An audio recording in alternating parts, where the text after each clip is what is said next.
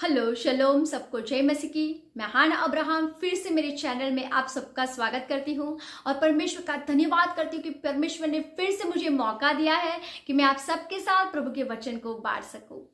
और परमेश्वर के उस अनुग्रह के लिए उस जिंदा खुदा का मैं धन्यवाद करती हूं और आशा रखती हूं कि आप सब लोग प्रभु में सुरक्षित होंगे। तो आइए वचन में जाने से पहले हम दुआ करते हैं। आज का ये वचन प्रभु यीशु के नाम में आप सबके जीवन में 100 गुना फल लेके आए, यीशु मसीह के नाम में, आमीन। मेरे प्रियो, इन दिनों में मैं और मेरे हस्बैंड बाइबल जो पढ़ रहे थे और यिर्मयाह की किताब पढ़ रहे थे, तो वहां एक चैप्टर है रेखाबियों के वंश पर। और जब हमने उस चैप्टर को पढ़ा तो परमेश्वर ने हमसे बात की जो आज हम आप सबके साथ शेयर करने जा रहे हैं, और वो बात आपके जीवन में आनंद का और आशीष का कारण बनने जा रही है। मेरे प्रियो, अगर आप उदास है, आप हताश है कि आप प्रभु में फेथफुल है, वचन के अनुसार चल रहे हैं, परमेश्वर के हर एक काम को बहुत अच्छी तरह से कर रहे हैं, परमेश्वर की भलाई को प्रकट कर रहे हैं, और फिर भी आपको कोई नोटिस नहीं कर रहा है, कोई आपको देख नहीं रहा, कोई आपको उत्तेजन नहीं दे रहा है, तो ये मैसेज आपके लिए है। ये प्रभु का वचन आपके लिए है और आपके लिए आनंद का कारण बनने वाला है आज। मेरे प्रियो, कलीसिया में कितने लोग ऐसे होते हैं जो प्रभु को बहुत पूरी अच्छी तरह से पूरे विश्वास के साथ फॉलो करते हैं, परमेश्वर के वचन के आधारित ही चलते हैं। मेरे प्रियो, बहुत फेथफुल होते हैं अपने काम में और परमेश्वर के काम में ही लगे रहते हैं, भलाई का काम करते हैं, हमेशा परमेश्वर के राज्य को प्रकट करते हैं, लेकिन कोई भी कलीसिया में भी उनको नोटिस नहीं करता। कई बार ऐसा होता है और कई बार लोगों का मन उदास हो जाता है कि क्यों प्रभु हमें कोई नोटिस नहीं करता, हम तो आपके साथ पूरी विश्वास योग्यता से चल रहे हैं, ऐसा क्यों? कई बार लोगों के मन में ये सवाल आता है। तो आज का ये वचन आपके लिए है। अगर आप कोई पास्टर है और आप सोशल मीडिया पे कुछ भी शेयर नहीं कर रहे हैं और किसी को आपकी सेवकाई के बारे में नहीं पता है और आप उदास हो जाते हैं कि क्यों लोग मेरी सेवा को नोटिस नहीं कर रहे हैं, मैं तो पूरे विश्वास योग्यता से ही प्रभु के साथ चल रहा हूं, पूरे फेथफुल होकर प्रभु के वचन को मैं फॉलो करता हूं, और फिर भी कोई मेरी सेवकाई को नोट नहीं कर रहा, तो आज आप उदास मत हो। आज प्रभु का ये वचन आपके लिए आनंद का कारण बनने जा रहा है। तो चलिए आप सब मेरे साथ निकाल सकते हैं यिर्मयाह की किताब, उसका 35वां अध्याय, 35वां चैप्टर। ये कहानी ऐसी है कि इज़राइल प्रजा पूरी रीति से भ्रष्ट हो चुकी है, मूर्ति पूजा में डूब गई है, वो परमेश्वर की और परमेश्वर से बहुत दूर हो गई है और परमेश्वर बहुत नाराज है इज़राइलियों से। इसीलिए परमेश्वर का एक वचन यिर्मयाह के पास आता है और परमेश्वर यिर्मयाह से कहते हैं कि देख, रेखाबियों के वंशज जो है उनके पास जा, उन लोगों को तो बुला, मेरे भवन में बुला, और वहां एक कोठरी में ले जाकर तू उन लोगों को दाख मधु पिला। ऐसा वचन यिर्मयाह के पास परमेश्वर की ओर से आता है। तो चलिए हम पढ़ने जा रहे हैं 35वां चैप्टर, वर्स 5 से मैं पढ़ूंगी। तब मैंने रेखाबियों के घराने को दाख मधु से भरे हुए हंडे और कटोरे देकर कहा, दाख मधु पियो। उन्होंने कहा, हम दाख मधु न पिएंगे, क्योंकि रेखाब के पुत्र योनादाब ने, जो हमारा पुरखा था, हमको यह आज्ञा दी थी, तुम कभी दाख मधु न पीना, न तुम न तुम्हारे पुत्र, न घर बनाना, न बीज बोना, न दाख की बारी लगाना, और न उनके अधिकारी होना, परंतु जीवन भर तंबुओं में ही रहना। जिस देश में तुम परदेसी हो उसमें बहुत दिन तक जीते रहो। इसीलिए हम रेखाब के पुत्र अपने पुरखा योनादाब की बात मानकर उसकी सारी आज्ञाओं के अनुसार चलते हैं, न हम और न हमारी स्त्रियां या पुत्र पुत्रियां कभी दाख मधु पीते हैं, और न हम घर बनाकर उनमें रहते हैं। हम न दाख की बारी, न खेत और न बीज रखते हैं। तब हम तंबुओं में ही रहा करते हैं और अपने पुरखा योनादाब की बात मानकर उसकी सारी आज्ञाओं के अनुसार काम करते हैं। और 12 वचन ये कहता है, 12 से 14 तक मैं पढ़ूंगी। तब यहोवा का यह वचन यिर्मयाह के पास पहुंचा, इज़राइल का परमेश्वर सेनाओं का यहोवा यूं कहता है, जा और यहूदा देश के लोगों और यरूशलेम नगर के निवासियों से कह, यहोवा की यह वाणी है, क्या तुम शिक्षा मानकर मेरी न सुनोगे? देखो, रेखाब के पुत्र योनादाब ने जो आज्ञा अपने वंश को दी थी कि तुम दाख मधु न पीना, वह तो मानी गई है। यहाँ तक कि आज के दिन भी वे लोग कुछ नहीं पीते। वे अपने पुरखा की आज्ञा मानते हैं, पर यद्यपि मैं तुमसे बड़े यत्न से कहता आया हूं, तो भी तुमने मेरी नहीं सुनी। और 18वीं कलम ये कहती है, पर रेखाबियों के घराने से यिर्मयाह ने कहा, इज़राइल का परमेश्वर सेनाओं का यहोवा तुमसे यूं कहता है, इसलिए कि तुमने जो अपने पुरखा योनादाब की आज्ञा मानी, वरन उसकी सब आज्ञाओं को मान लिया और जो कुछ उसने कहा उसके अनुसार काम किया है, इसलिए इज़राइल का परमेश्वर सेनाओं का यहोवा यूं कहता है, रेखाब के पुत्र योनादाब के वंश में सदा ऐसा जन पाएगा जो मेरे सम्मुख खड़ा रहेगा। मेरे प्रियो, बहुत आनंददायक बात है मेरे प्रियो, बहुत उत्तेजनदायक बात है, हमारे लिए बहुत आनंददायक बात है ये, कि परमेश्वर सबको नोटिस करता है। पूरी बाइबल में ये जो रेखाबियों के जो वंशज है, उनका नाम पूरी बाइबल में कहीं नहीं है। सिर्फ यिर्मयाह की किताब में जहां 35वां जो चैप्टर है वहां पाया जाता है। और उनके बारे में शायद ना यिर्मयाह ने नोटिस किया होगा, ना इजरायलियों ने कभी नोटिस किया होगा, ना दूसरे नबियों ने नोटिस किया होगा, लेकिन परमेश्वर की नजर इजरायलियों पर तो थी ही थी, लेकिन रेखाबियों के ऊपर भी थी, कि रेखाबियों का वंश ऐसा था जो उनको जो अपने पुरखों ने जो आज्ञा दी थी कि आप लोग दाख मधु मत पीना,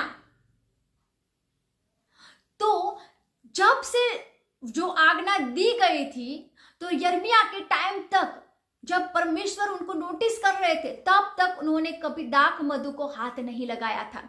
तो परमेश्वर ये नोटिस करते हैं कि कैसे रेखाब के वंशज है, देखो उसके पुरखे ने उन लोगों को आज्ञा दी थी कि तुम ऐसा मत करना, दाख मधु मत पीना, तंबुओं में मत रहना, तो आज तक वो उस आज्ञाओं को मानते आए हैं। और वो आज्ञा उनके पुरखों ने परमेश्वर के लिए ही दी थी कि आप परमेश्वर ही अपना मन लगाना, और उन्होंने आज तक वो आज्ञा को माना और उसी आज्ञा पर चलते रहे। तो परमेश्वर ने, किसी ने नोटिस नहीं किया होगा, ना तो यिर्मयाह ने, ना तो दूसरे इजरायलियों ने, ना तो दूसरे नबी ने, ना तो राजा ने, पर परमेश्वर की नजर रेखाबियों पर लगी हुई थी कि किस तरह से वो अपने पुरखों की आज्ञा मानते थे, और परमेश्वर उनको रिवॉर्ड देते। जैसे हमने पढ़ा, जैसे मेरे प्रियो हमने पढ़ा 35वें चैप्टर में हमने लास्ट में पढ़ा कि परमेश्वर ने ऐसा कहा कि यिर्मयाह को बोला कि जाके बोल कि तेरे वंशज में हमेशा ऐसा व्यक्ति खड़ा होगा जो मेरे सम्मुख खड़ा रहेगा, कभी ना खोट पड़ेगी तेरे वंशज में ऐसे व्यक्ति की। परमेश्वर रिवॉर्ड देता है मेरे प्रियो। रेखाबियों का वंशज जो इजरायली ही थे, कभी किसी ने नोट नहीं किया होगा, लेकिन परमेश्वर की नजर उन पर लगी हुई थी। तो आज मैं आपको मोटिवेट करती हूं, परमेश्वर में आपको बल देना चाहती हूं, आपको उत्तेजन देना चाहती हूँ कि आप नाराज मत होइए। अगर आपको कोई नोटिस नहीं कर रहा है, आप पूरे फेथफुल है प्रभु को और प्रभु के वचन के अनुसार चल रहे हैं, आपको कोई नोटिस नहीं कर रहा है, तो मेरे प्रिय परमेश्वर की नजर आप पे, जैसे रेखाबियों पर थी, जैसे रेखाबियों को परमेश्वर ने रिवॉर्ड दिया, उसी तरह से परमेश्वर आपको देगा। चलिए एक और एग्जाम्पल को हम पढ़ते हैं, आप मेरे साथ निकाल सकते हैं। पहला राजा उसका 19वां चैप्टर। यह कहानी ऐसी है कि इज़राइल पूरी तरह से भ्रष्ट हो चुका है। आहाब दुष्ट राजा है और इजबेल नाम की उसकी एक रानी है, वो भी बहुत दुष्ट है, जो सारे नबियों को मरवा डालती है। और आहाब और इजबेल की वजह से पूरा इज़राइल भ्रष्ट हो चुका है, पाप में गिर चुका है, मृत्यु पिजा में गिर चुका है। और परमेश्वर चाहते हैं कि वो सब लोगों को मार डाले। तब क्या होता है, हम पढ़ते हैं 19वां चैप्टर वर्स 14 से मैं पढ़ती हूं। उसने कहा, मुझे सेनाओं के परमेश्वर यहोवा के निमित्त बड़ी जलन हुई, यानी एलिया ने कहा, क्योंकि इज़राइलियों ने तेरी वाचा टाल दी और तेरी वेदियों को गिरा दिया है और तेरे नबियों को तलवार से घात किया है, और मैं ही अकेला रह गया हूं और वे मेरे प्राणों के भी खोजी है। मेरे प्रियो, एलिया को ऐसा लगता है कि सिर्फ मैं ही अकेला रह गया हूं, पूरा इज़राइल भ्रष्ट हो चुका है और परमेश्वर के आगे जो खड़ा रहता है वो मैं ही अकेला हूं। पर परमेश्वर क्या कहते हैं, चलिए हम पढ़ते हैं। वर्स 18 ये बताती है, तो भी मैं 7,000 इज़राइलियों को बचा रखूंगा। ये तो वे सब है जिन्होंने न तो बाल के आगे घुटने टेके और न मुंह से उसे छुआ। मेरे प्रियो, एलिया को ऐसा लगता था कि मैं ही अकेला एक इज़राइली हूं जो परमेश्वर के सामने खड़ा रहता हूं और परमेश्वर के पीछे चलता हूं। बाकी सारे प्रजा भ्रष्ट हो चुकी है।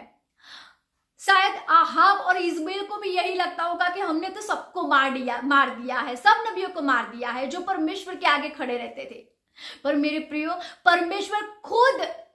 परमेश्वर खुद उस इज़राइली प्रजा, जिसमें से 7,000 इज़राइली ऐसे थे जो बाल के आगे कभी उन्होंने अपने घुटने नहीं टिकाए थे, वो परमेश्वर ने नोटिस किया था। परमेश्वर खुद उसकी टेस्टिमनी देते हैं कि देखो 7,000 इज़राइली अब भी ऐसे बाकी है जिन्होंने कभी बाल के आगे घुटने नहीं टिकाए, कभी वो उनके आगे नहीं झुके।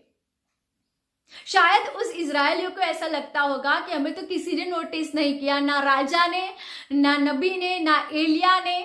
उन लोगों को ऐसा लगता होगा, लेकिन परमेश्वर की नजर उस इज़राइलियों पर लगी हुई थी, वो 7,000 इज़राइलियों पर लगी हुई थी कि उन्होंने कभी बाल के आगे अपने घुटने नहीं टिकाए।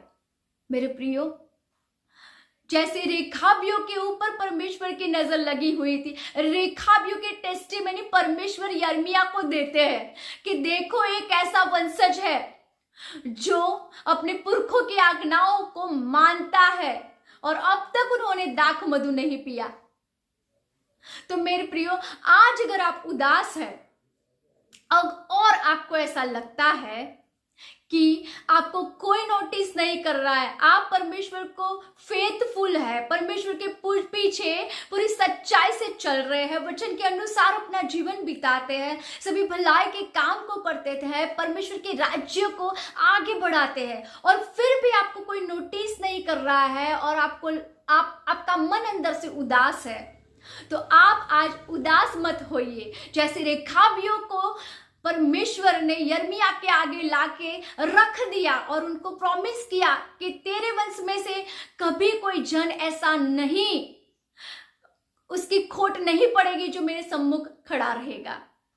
वो प्रॉमिस किया, वो रिवॉर्ड दिया। तो मेरे प्रियो, आपका रिवॉर्ड भी परमेश्वर की ओर से आ रहा है। परमेश्वर जरूर एक दिन आपकी टेस्टिमनी देंगे, परमेश्वर जरूर आपको रिवॉर्ड देंगे, चाहे लोग आपको नोटिस ना करें। यहाँ इज़राइलियों ने भी नोटिस नहीं किया होगा, ना यिर्मयाह ने नोटिस किया होगा, ना राजा ने नोटिस किया होगा, ना एलिया ने उस इज़राइली 7,000 जो बाल के आगे नहीं घुटने टिकाए थे कभी, उनको नोटिस नहीं किया होगा। लेकिन परमेश्वर की नजर सब पे लगी रही थी। परमेश्वर सब कुछ देखता है मेरे प्रियो, चाहे कलीसिया ना देखे, चाहे पास्टर्स ना देखे, चाहे लोग ना देखे, पर परमेश्वर की नजर आप पे लगी है। अगर आप फेथफुल है, पूरी सच्चाई से परमेश्वर के वचन के अनुसार चल रहे हैं, तो परमेश्वर आपको रिवॉर्ड देने जा रहा है। आपका रिवॉर्ड परमेश्वर की ओर से है, आपकी टेस्टिमनी परमेश्वर देंगे। तो खुशी मनाइए, खुश हो, आनंदित हो, प्रभु में सदा आनंदित रहिए और परमेश्वर के पीछे पूरी सच्चाई से चलते रहिए। रिवॉर्ड आपका आ रहा है परमेश्वर की ओर से। तो मेरे प्रियो, मैं आशा रखती हूं कि आज का ये वचन आपके जीवन में आनंद और आशीष का कारण बना है। इस मैसेज को आप दूसरे मसीह भाई बहनों के साथ शेयर कर सकते हैं ताकि वो भी वचन के अनुसार प्रभु के पीछे चल सके और आशीष को पा सके, अपने विश्वास में आगे बढ़ सके। और आज तक आपने हमारी इस चैनल को सब्सक्राइब नहीं किया है तो सब्सक्राइब करके बेल आइकन को प्रेस कर सकते हो ताकि मेरे नए वीडियोस आप सबको मिल सके। सबको जय मसीह की।